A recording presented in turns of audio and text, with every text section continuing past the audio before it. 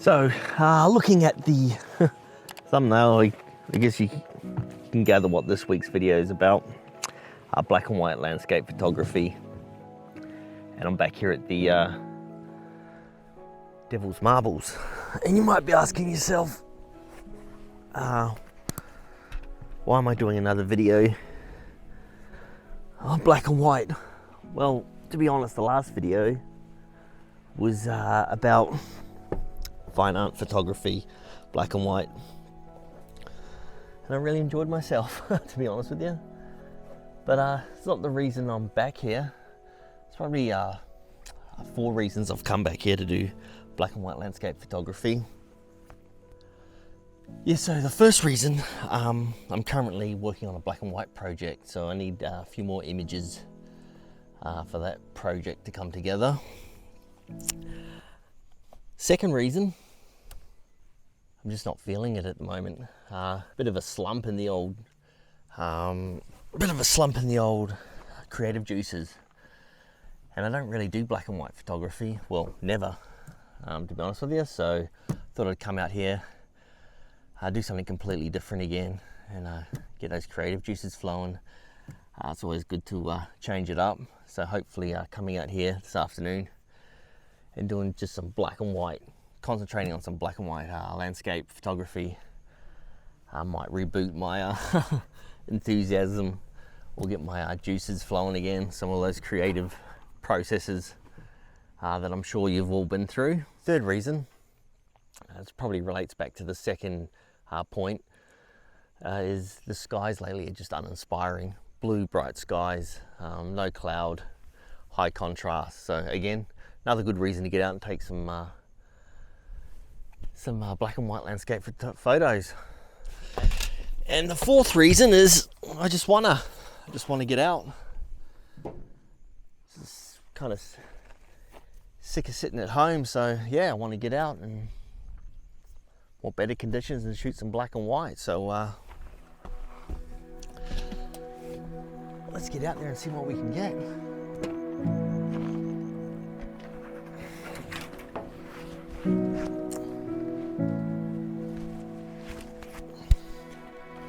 Let's go.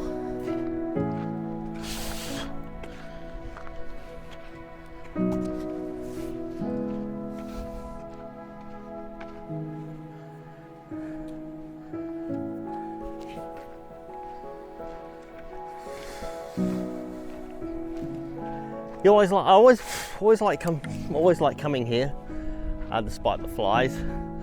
They're out in numbers today.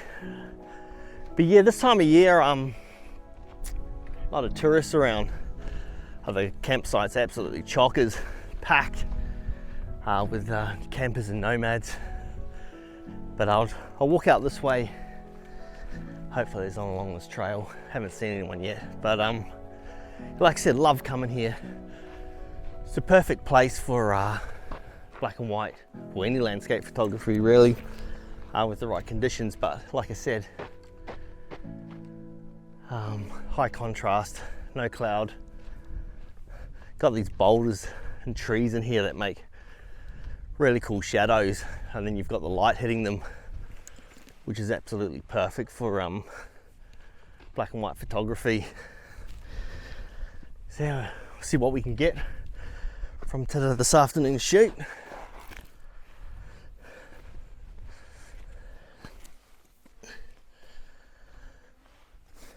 I think I found my first image already just along the track here. Got the sun setting to the west. It's probably a good 2 hours off setting, so I've got enough light.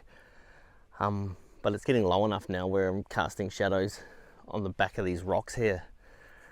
So this side of the boulders, like I was saying, got that high contrast of the highlights hitting it. Then you've got shade and dark patches all in here. Light hitting the grasses in back here, and then the blue sky. So I think I'm gonna try this one first. And as always, probably 16 by 9. I think today I'll be shooting 16 by 9 and 1:1 ratio square crop. perfect for black and white. So let's set this one up and see how we go.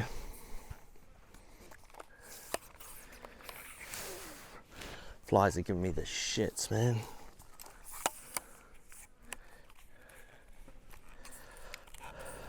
So it's always good to get the first cab off the rank, first image done.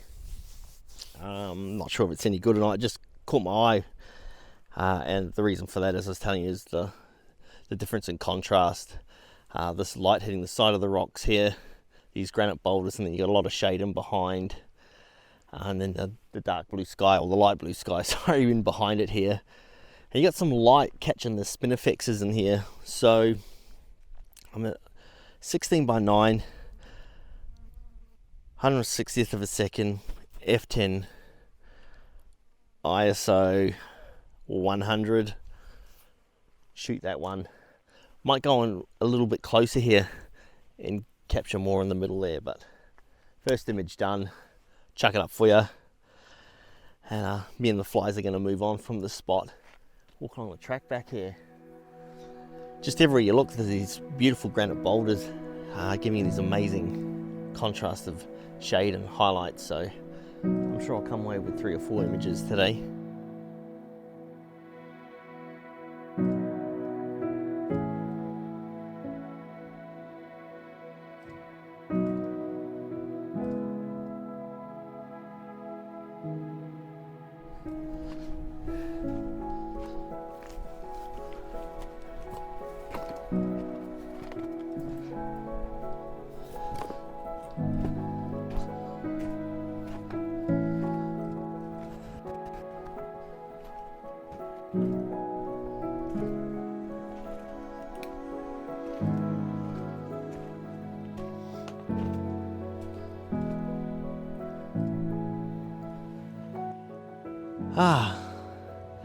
So, well, I think I mentioned in the last one, I'm definitely no expert at black and white photography, and it's a genre all in itself. So, all the purists out there, no hate below, but yeah, I'm giving it a go. I'm shooting in color, so I think all cameras you can set your camera to shoot in black and white. But I've chosen to shoot in color and then convert it later in Lightroom. I guess my thinking behind that is, I think in color you've got a lot more to work with than if I just set my camera to black and white and then shot black and white. I think the raw file, you'll have more detail in everything if you shoot in color. And also, when I get back to Lightroom and I decide I actually like this image in color, well then I have the option of having it in color and black and white. So yeah, that's just my thinking behind it. Shooting in color and then converting it in Lightroom later. Some people might say that's extra work, you know, why not just shoot in black and white? But honestly, I like editing. I think it's a huge part of photography now. So putting this in Lightroom and converting it and playing around with it, I don't mind at all. In fact, it's quite therapeutic for me to sit there and edit photos. But yeah, you can see the image I'm going with here, 16:9. I'm getting all these rocks and so many shadows, and looks really nice with the huge dynamic range of shadows and contrast.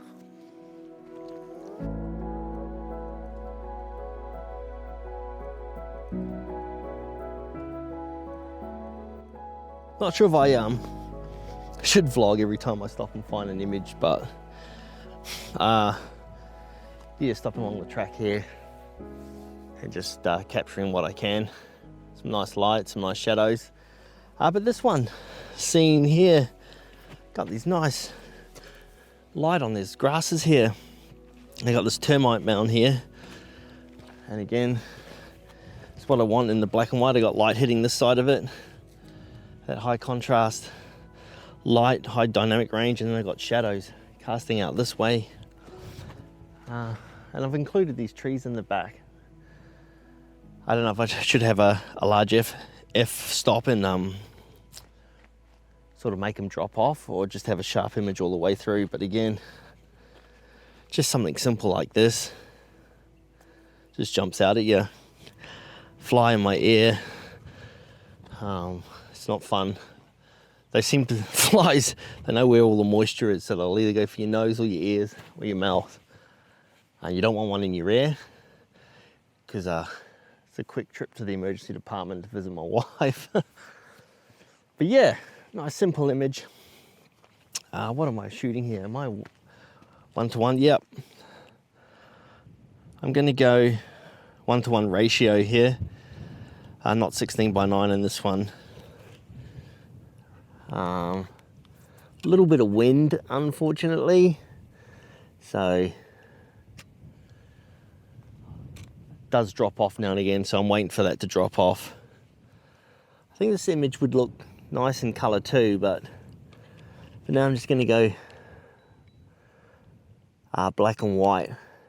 I'm actually getting a lot of these boulders in the background too, so I think I'll keep it a smaller f-stop and make it a sharper image all the way through. Probably work better. But yeah, overall looks pleasant to the eye. Again, I won't know till I get back. I might slow down on the shooting and wait for the sun to get a little bit lower, so then I get longer shadows in here. But I'm going to go check out the back here. I've never been this far down the back, so I'm going to go for a little exploration down the back here, and then probably slowly go all the way back to the car, which is probably not in the vlogging camera. It's probably not quite a kilometre away over that way. So yeah, a lot to explore on the way back. But yeah, I'll chuck this image up. Hopefully it works, because I'm talking it up. But yeah, here it is.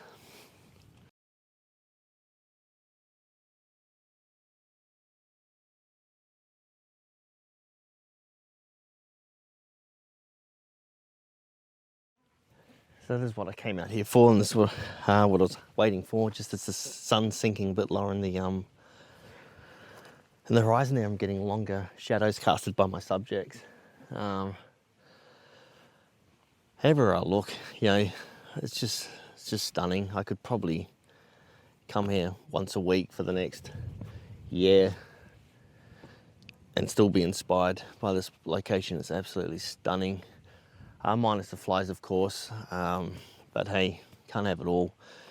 Yeah, so this image, I just like the way the light's coming through these two boulders. I've separated them by moving my camera this way. I was shooting over there. So that's some nice light coming in between them, and then they're casting these cool shadows. But yeah, I'm gonna walk a little bit further up here, take a spell, and then slowly make my way back to the car. Fingers crossed. I come away with 3 or 4 keepable images here. Absolutely stunning place. Ancient, older than time itself.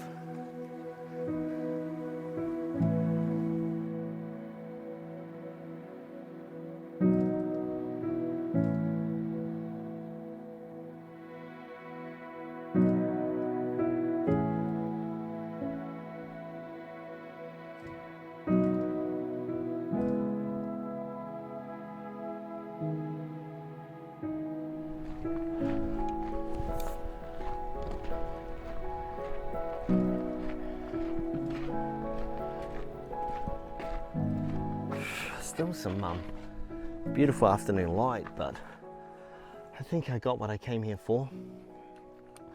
Some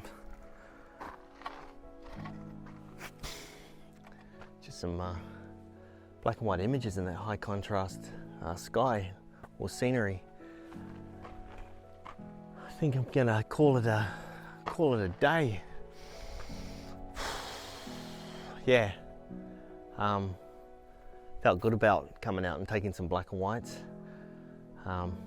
Yeah, filled the cup back up, ready to go again. Whoa. So yeah, thanks for coming along, guys. If you're new, you know, all the business, leave a comment, thumbs up, which image you liked, and I'll reply to all the comments when I can. Yes, time to drive the 50-minute drive back home. So I guess I'm lucky in some senses. It's only 50-minute drive from home, this location. And I'll tell you now, if you're an Australian or a tourist looking to come to Australia, you have to come to the Devil's Marbles. You can camp here, and 5 minutes up the road there's a roadhouse you can stay at, but nothing beats this place, I tell you right now. And bring a fly net. Oh, the flies. All right guys, have a great week, and I'll see you on the next adventure.